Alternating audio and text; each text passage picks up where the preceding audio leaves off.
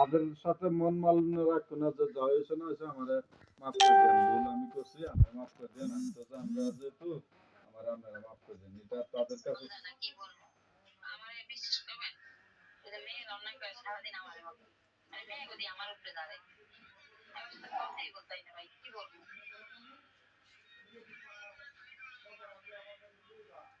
আপনি জানেন আজকে বাড়ি থেকে আসছে কতদিন, 10 দিনের উপর হয়েছে না? হ্যাঁ হ্যাঁ, 10-12 দিন হইব। আমি তো আমার ফ্রিজে কিচ্ছু রাখি না, জানেন, কিচ্ছু রাখি না। আমার ছেলেটা কিন্তু মাছ গোছ ছাড়া ভাত খায় না ভাই, দেখলে বিশ্বাস করবেন।